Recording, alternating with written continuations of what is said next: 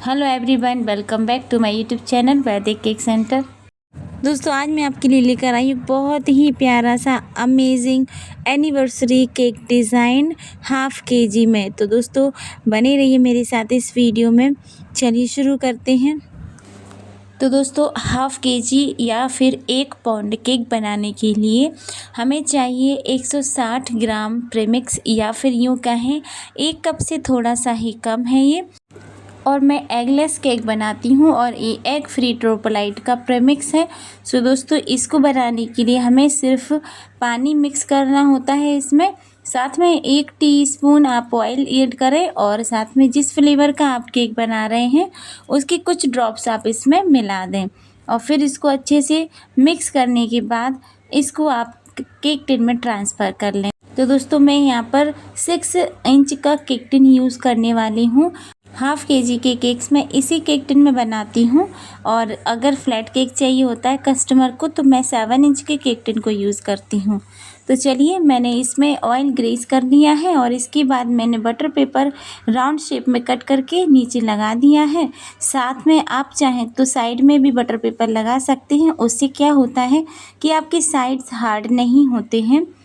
चलिए मैं अब इस बैटर को केक टिन में ट्रांसफ़र कर दूँ। इसके लिए आप स्पैचुला ज़रूर यूज़ करें। स्पैचुला से पूरा बाउल क्लीन हो जाता है, आप देख सकते हैं।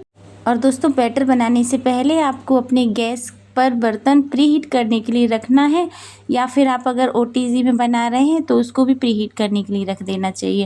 इसके बाद मैंने इसको 30 मिनट के लिए बेक के लिए रखा था और ये परफेक्ट बेक हो गया है। और अब मैं इसको बाहर निकाल के ठंडा करने के लिए आधे घंटे के लिए रख देती हूँ।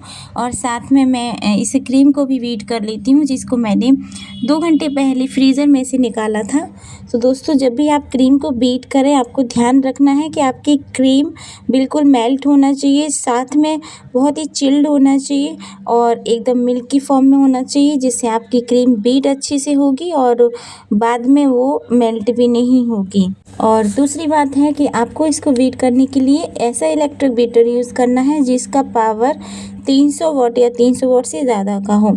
उससे कम का इलेक्ट्रिक बीटर आपका क्रीम को परफेक्टली बीट नहीं कर पाएगा।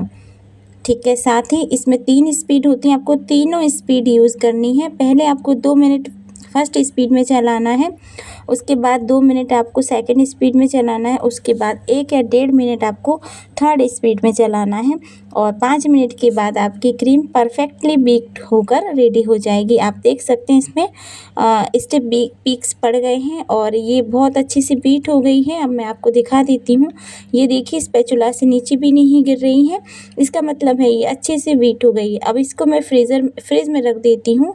और अब मेरा जो केक स्पॉन्ज है वो अच्छे से ठंडा भी हो गया है। और आप केक स्पॉन्ज को जब ही कट करें जब अच्छे से ठंडा हो जाए, अगर अर्जेंट हो तो आप उसको दूसरे ट्रिक्स के साथ जल्दी से ठंडा कर लें। और अर्जेंट में केक स्पॉन्ज को ठंडा कैसे करना है ये मेरे कुछ वीडियोज़ में मैंने एक्सप्लेन किया है, मैं उनका लिंक दे दूँगी, तो उसमें वहाँ जाकर आप ज़रूर देख लीजिएगा।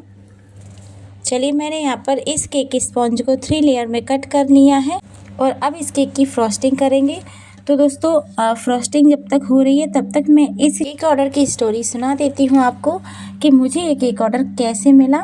तो दोस्तों मेरे पास कल एक फ़ोन आया मेरी क्लाइंट का। उन्होंने कहा कि मैम मुझे एक केक चाहिए हाफ केजी स्ट्रॉबेरी फ्लेवर में, और उसमें आप एनिवर्सरी स्पेशल कुछ डिज़ाइन बना दीजिएगा। तो फिर मैंने उनसे हाँ बोल दिया, मैंने कहा बिल्कुल बन जाएगा। उन्होंने रेड रोज़ेज़ की रिक्वायरमेंट रखी थी कि आप रेड रोज़ेज़ ज़रूर बना दीजिएगा। तो बस इस तरह से ये केक ऑर्डर मेरा कंफर्म होता है। ऑर्डर कंफर्म होते ही सबसे पहले मैं क्या करती हूँ, मैं क्रीम को बाहर निकालती हूँ, क्योंकि क्रीम जब फ्रीज़र में रहती है तो वो क्रिस्टलाइज रहती हैं और उसको मेल्ट करने के लिए क्रीम को बाहर निकालना बहुत ज़रूरी होता है। मैं फ्रिज से बाहर निकाल देती हूँ और रूम टेम्परेचर पर उस पर रख देती हूँ। साथ में मैं बैटर बनाना स्टार्ट करती हूँ। तो जब भी आपके पास केक ऑर्डर आए, इमरजेंसी में आए, तो भी आपको यही करना है, यही प्रोसेस फॉलो करना है। चलिए दोस्तों यहाँ पर मैंने इस केक की फ्रॉस्टिंग कर दी है और ये क्रम कोटिंग हो रही है, क्रम कोटिंग भी हो चुकी है। और मैं इस केक को अब मैं केक बोर्ड पर शिफ्ट कर दूँगी। और क्रम कोट के बाद दोस्तों इस केक को सेट होने के लिए कुछ टाइम फ्रीज में रखना होता है ताकि अच्छे से सेट हो जाए और फिर इसकी आइसिंग प्रॉपरली हो सके। ठीक है, तो मैंने इसको आधे घंटे के लिए रख दिया था क्योंकि मेरे पास तो इनफ टाइम था। अगर आप अर्जेंट में हैं तो आप 15-20 मिनट भी रख सकते हैं, और अगर आप बहुत ज़्यादा अर्जेंट हैं तो आप डायरेक्टली भी कर सकते। पर आप डायरेक्टली कैसे करें, आप पाइपिंग बैग में क्रीम भर कर करें तो उससे आपकी आइसिंग बिल्कुल सही तरीके से हो सकती है। और जो बिगनर्स हैं वो भी पाइपिंग बैग में क्रीम भरकर ही करें। ठीक है, यहाँ पर मैं भी पाइपिंग बैग में ही क्रीम भरकर आपको दिखा रही हूँ कि मैं किस तरह से करती हूँ इसकी आइसिंग। तो आपने पाइपिंग बैग में थोड़ा छोटा सा एक कट लगा लिया और उसमें क्रीम भर ली, और फिर आपको टर्निंग टेबल घुमाते जाना है और इसके साथ आपको ये पाइपिंग बैग यूज़ करते हुए पूरा क्रीम इस पर अप्लाई कर लेना है। इसमें ज़्यादा मेहनत नहीं लगती है, साथ में इसमें ज़्यादा टाइम भी नहीं लगता है।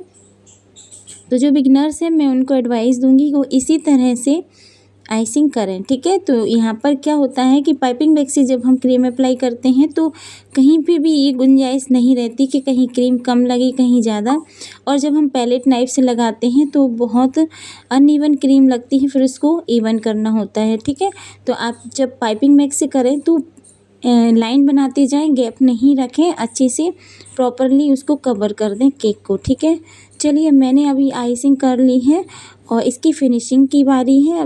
बस आपको स्क्रैपर लेना है और उसको इस केक पर साइड में टच करना है। आपको 60 डिग्री के एंगल से टच करना है और टर्निंग टेबल अपोजिट साइड में घुमाते जा रहा है। इसके एजेस और साइड बिल्कुल क्लीन हो जाएंगे, और आपको जो एजेस दिख रहे हैं उसमें एक्स्ट्रा क्रीम होती है तो वो भी आप क्लीन कर लीजिए पैलेट की हेल्प से। और इस तरह से आपकी बहुत ही सिंपल आइसिंग हो जाएगी और फिनिशिंग भी बहुत अच्छे से आएगी।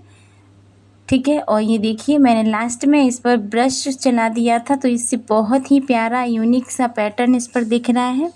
तो जो बिगनर्स है अगर उनकी आइसिंग प्रॉपर नहीं होती है तो आप उस पर ब्रश का पैटर्न दे दें, या फिर आप कोम से भी कोई भी पैटर्न बना सकते हैं जिससे आपकी जो फिनिशिंग है वो हाइड हो जाती है और जो पैटर्न दिखता है वो बहुत सुंदर भी लगता है। ठीक है, चलिए अब मुझे इस एनिवर्सरी स्पेशल केक डिज़ाइन यहाँ बनाना था, इसलिए मैंने क्या किया है, मैंने थोड़ी सी रेड क्रीम ली है, यानी कि क्रीम में थोड़ा सा जेल रेड कलर मिक्स किया है। उसे मैंने एक पाइपिंग बैग में भरा है, छोटा सा कट किया है और इस तरह से मैंने पहले आउटलाइन बना दी है हार्ट शेप में, और उसके अंदर मैंने फिल कर दी है क्रीम, और उसको मैंने थोड़ी सी पैलेट की हेल्प से फिनिशिंग दे दी है। और अब मैं इसका बॉर्डर बना देती हूँ। एक प्यारा सा हार्ट बनकर रेडी हो गया है।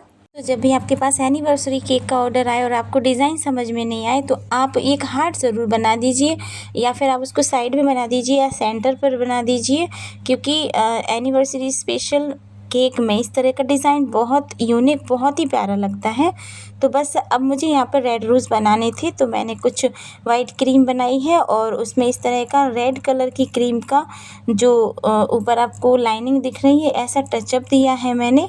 वो ऐसे आता है कि अगर आप थोड़ी सी रेड कलर की क्रीम इस पाइपिंग बैग में एक साइड में लगा दें, जिस साइड से आपका जो पेटल बनते हैं उस साइड से, तो जो रेड कलर की क्रीम होती है वो ऊपर आती है और इस तरह का पैटर्न बन जाता है फ्लावर्स में।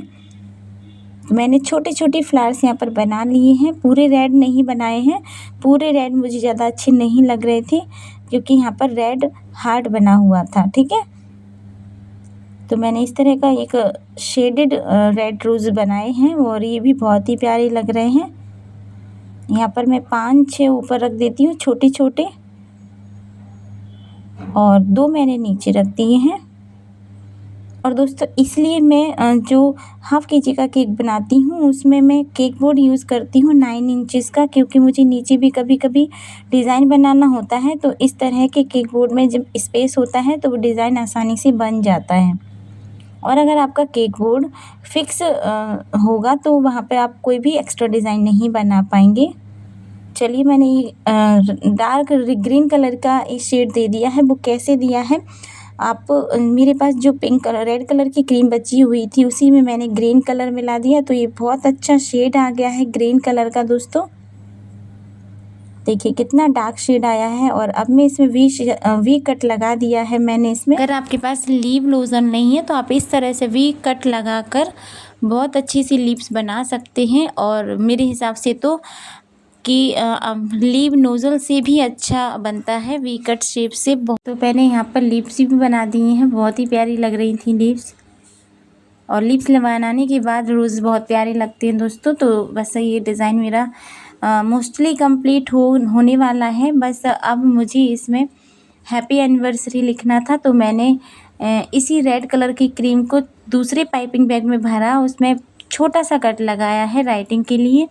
और कैपिटल लेटर में यहाँ पर मैंने लिख दिया है हैप्पी एनिवर्सरी। ठीक है, एक साइड मैंने हैप्पी, एक साइड एनिवर्सरी लिखा है।